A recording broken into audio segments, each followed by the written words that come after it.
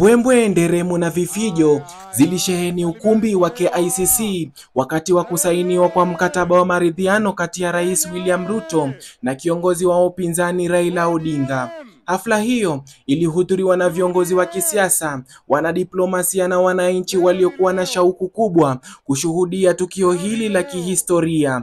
Kama Waswahili wasemavyo, mgogoro wa wenyewe mpe tabasamu la unafiki. Timu zilizokuwa mahasimu sasa zimeamua kushikana mikono kwa manufaa ya taifa. Wengi ambao wako hapa leo hii, tuko na magavana, Makubaliano haya yamejikita katika vipengele 10 muhimu, ikiwemo utekelezaji wa mapendekezo ya kamati ya mazungumzo ya kitaifa NADCO, kuanzishwa kwa wadhifa wa waziri mkuu na hatua ya kupunguza gharama ya maisha. Pia wameahidi kupambana na ufisadi, kurejesha haki kwa waathiriwa wa machafuko ya kisiasa na kuimarisha utawala wa uwazi. Kama wahenga wasemavyo, bandu humaliza gogo, hivyo wananchi wanatarajia kuona hatua hizi zikitekelezwa kwa vitendo.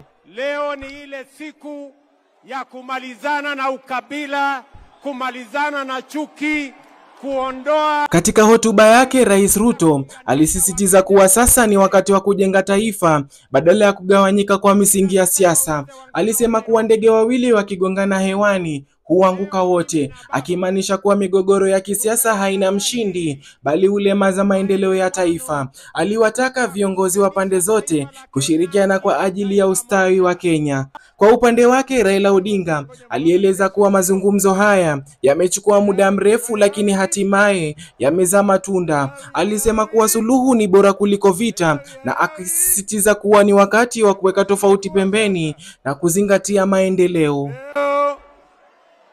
Tumeweka sahihi kwa mkataba. Aliongeza kuwa maridhiano haya yanaweka msingi wa utawala wa haki, demokrasia na uwajibikaji ili taifa lisitumbukie tena kwenye machafuko.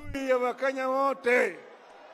Wananchi wengi wamepokea hatua hii kwa matumaini makubwa, wakiamini kuwa inaweza kuleta utulivu wa kisiasa na maendeleo endelevu. Hata hivyo, wanasema kuwa ahadi ni deni na wanatarajia kuona viongozi wakitimiza walioahidi. Kama wahenga wasemavyo, simba kizeeka hata mbwa huja kumdhihaki. Wananchi hawataki maridhiano haya yawe porojo, bali wanasubiri kuona matokeo halisi katika maisha yao. Mimi ni Omondi Powell.